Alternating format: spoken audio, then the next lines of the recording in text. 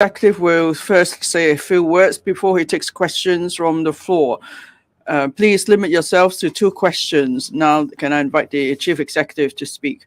Good morning. Last week, I attended the Boao Forum for Asia in Hainan. And I came back and I met with the press and I said that I firmly believe that Hong Kong was on the right path. That is, we must spare no effort in developing the economy and enhance our competitiveness. I also said that to achieve these targets, we need to have a safe and stable social environment. In terms of security, next Saturday, the 14th of April,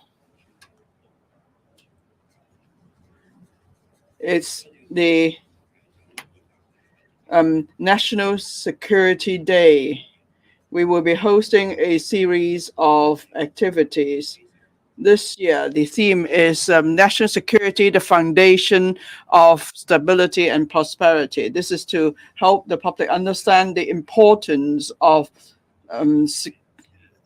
stability for prosperity. So this is the first time that we're holding the National Security Day after we return to full normalcy. Therefore, we'll be holding more physical activities. And then there will be various activities and events so Hong Kong could better understand national security, and also will create an ambience for everyone to safeguard national security. Many departments will be taking part this year. First, on the 15th of April, we will be launching the opening ceremony. I and central authorities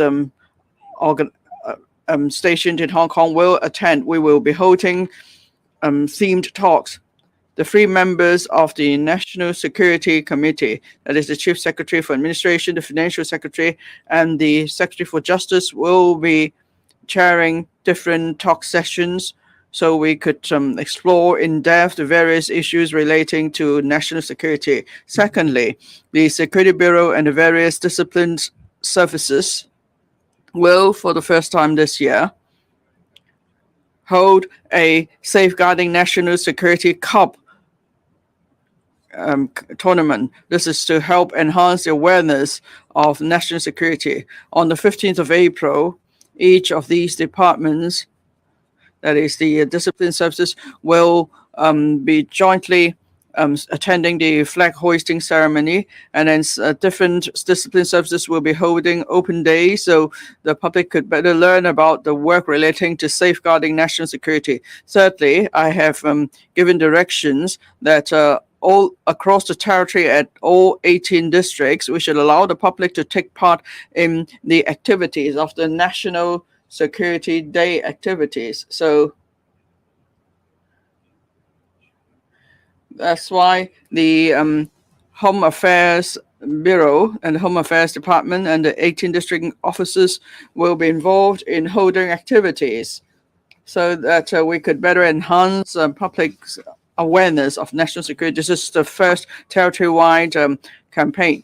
And then fourthly, the Leisure and Cultural Services Department under the Culture, Sports and Tourism Bureau will be providing animated comic version to publicize the national security message, and also there will be exhibitions so people from all walks of life will come to better understand the overall concept of national security. Fifthly, national security education should start at a young age. That's why the Education Bureau will be holding workshops, and 60,000 copies of the publications on national security will be distributed to primary school students. And I urge everyone to take part in the series of activities for the National Security Day, starting from the 14th of April. We also encourage the public to better learn about the development of the country and its development policies. So I'm glad to see that for the first time yesterday, there is the first mainland study tour to the mainland for senior citizenship and social development, and they will be learning about the history and culture of the places they visit. They also learn better about the development of the country. This will enhance their national identity, and also they could seize upon the various development opportunities as they consider their own future development. Now, we have full resumption of exchanges between Hong Kong and the mainland. I see different bodies are now organizing exchange activities with various mainland counterparts. The SAR government officials and other civil service colleagues will be visiting the mainland more, especially the cities in Guangdong Province and the Greater Bay Area. We will have more frequent contact with officials in different places, and then the various Directors Bureau and Secretary of Statements will be visiting different countries to attract talents and capital to come to Hong Kong. They will work together with the business sector to promote Hong Kong and tell good stories about Hong Kong. Thank you. Now the floor is open to questions. Please raise your hand as you ask questions, and please limit yourself to 2 questions, and also please identify the organizations you represent before you speak. At the back there. Yes, I'm from RTHK. 2 questions. Now there's news that the construction sector will be importing labor to address the labor shortage, and even for the minibus trade, there will be an importation of 500 workers. So what are the detailed arrangements, and when will you be announcing the details? Now, there's some primary school that announced it's suspending classes because it doesn't have enough students, and then Education Bureau has issued letters to some schools to say that a class could have 0 students. Now, how many secondary and primary schools will actually suspend classes because of insufficient students? What assistance and support would the government give to these schools? Thank you. Now, in the policy address, I expressed the government's concern about the manpower situation. We need to compete for talents so we could compete with other parts of the world in our development. I understand that the Construction Industry Council has made an announcement. They expect a shortage of manpower of about 10 to 12,000 workers, to 15,000 workers. And I know that different sectors have expressed concern about insufficient labor on this issue. I believe several points are important. First of all,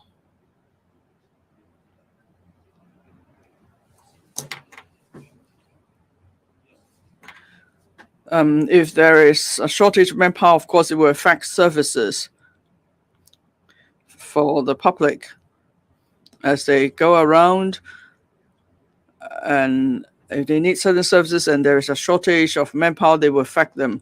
And of course, insufficient manpower will also affect our competitiveness because we need to compete with the rest of the world. So we take this very seriously.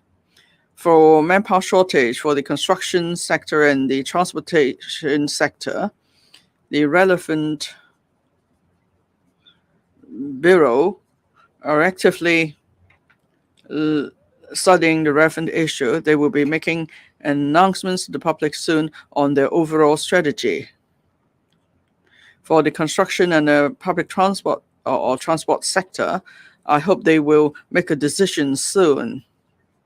Hopefully, by the middle of the year, they'll be able to announce their overall strategy in response to the manpower shortage. As for other sectors, I understand there is also a problem of manpower shortage. The different policy bureau will need to address the issue as soon as possible. But I must stress a number of points. First, we have to protect local workers. We have to protect the wages of local workers. So when we make any decision, say if we plan to import workers, then their wages must not be less than the median income for that particular sector. That's the established policy. Also, we will be stepping up training for local workers. That's why we have employees retraining schemes. We have other professional and training, and we'll be doing more there. The relevant bureau will review the situation as soon as possible and make an announcement. Now, for schools, especially primary and secondary schools, we see a drop in student numbers. The latest figures tell us that for primary schools, there will be a drop of 14% in primary student numbers, and for secondary school, we expect the drop to be about 18% for secondary school students. So when there is a drop in student numbers, we need to make sure that schools will operate accordingly. That's why for our education policy, we'll take into account the drop in the number of students. We'll also keep in communication with schools. We'll look at various ways, for example, merging of schools or reprovisioning of schools.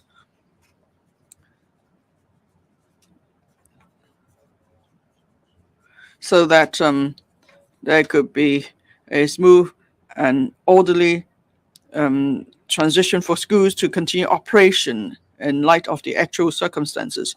Now, we've said repeatedly that the Education Bureau will be communicating with the sector. They will be making announcements later. For example, how we deal with the cases of door knocking places. Thank you. The lady at the front. This is Hong Kong Free Press. The Hong Kong Journalists Association said last week that it had received multiple reports of journalists, including one from our outlet, being followed by unknown men. What is your response to this, and will you urge the police to press on with the investigation? My second question is, this month you will be leading lawmakers on a trip to the Greater Bay Area. What are the concrete goals of this trip, and what do you hope specifically comes out of it? Thanks. I will not spend time to talk about individual speculation or perception.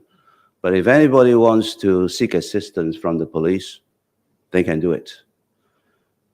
About visit to the GBA with legislators, this is something that I would very much like to do, particularly when we have already resumed normal travel with mainland cities.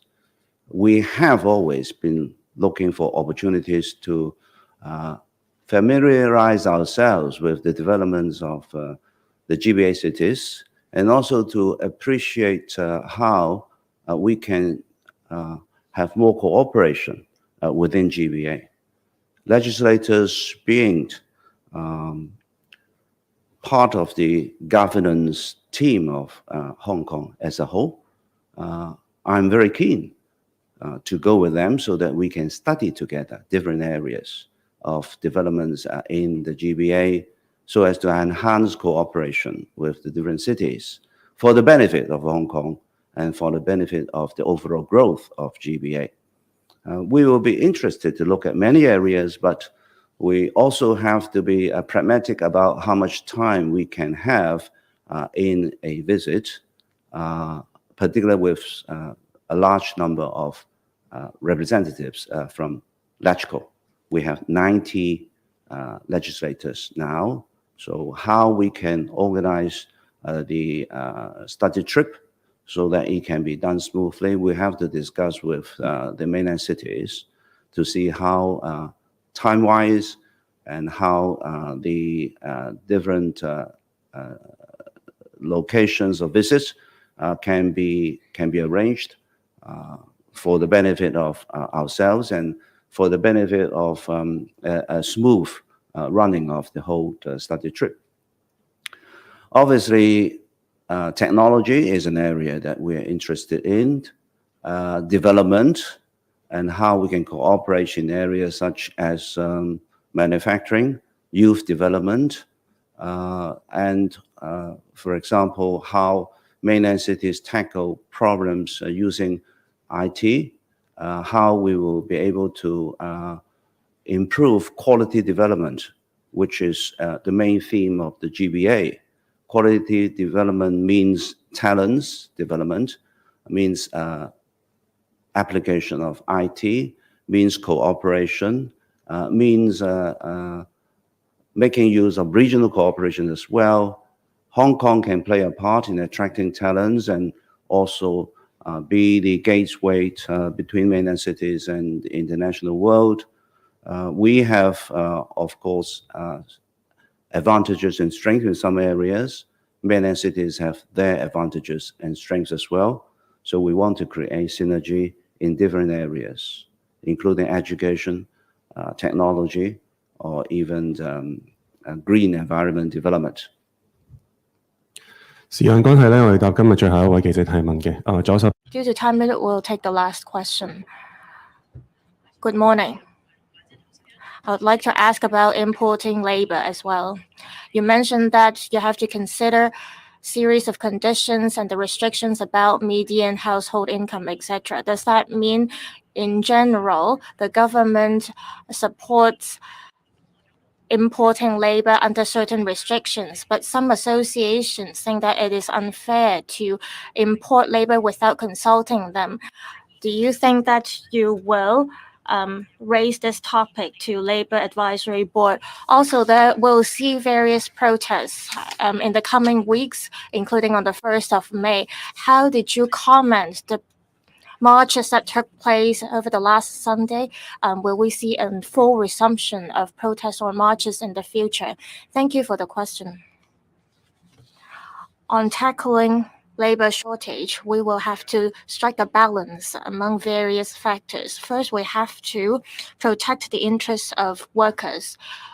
On workers' employment and salary, there are established policies, as mentioned. The imported laborers should not enjoy a salary that is lower than the median salary in the industry. That is to protect workers' interests. I understand that if the overall shortage problem is so significant that if there is not enough supply of labor domestically, then we should come up with policies to fill the vacancies for the short-term needs. As to how much labor we have to import, then we'll have the relevant governmental departments to conduct analysis. After the analysis, if we see that the manpower shortage cannot be addressed locally, even with training or even with streamlining of work procedures, or through attracting local talents, then we will have to implement measures to ensure that we have enough workers to serve the Hong Kong citizens. As to how we will implement these measures, I will let the relevant bureaus or departments to look into it in terms of how urgent these measures have to be taken. We have to look at the actual circumstances before we make a decision. I have already ordered the relevant bureaus or departments to work on this, and I've already asked them to prioritize the manufacturing and construction industries. On public events, I've mentioned about this many times.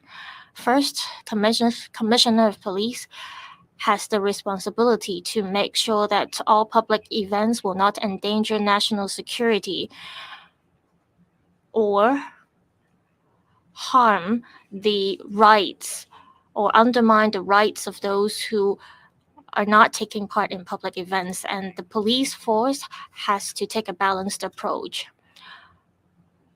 As I see from the past public events, they were organized in an orderly and lawful manner, while the Commissioner for Police issues letters of no objection to public events. They will take into consideration the duration of events, the risk of events, and the number of people that will take part in them. We have to understand that when the Commissioner of Police makes a decision, he has to take into consideration the circumstances in Hong Kong. In 2019, a lot of the public events held were hijacked by people, which endangered national security and undermined the interests and rights of others who took part in the events. So the commissioner will make a decision based on the actual circumstances to ensure that all the public events to be held will meet the interests of national security and will not affect the rights and interests of others who are not taking part in these events. And I'll let the commissioner to make an overall or general decision. Thank you. That's all for the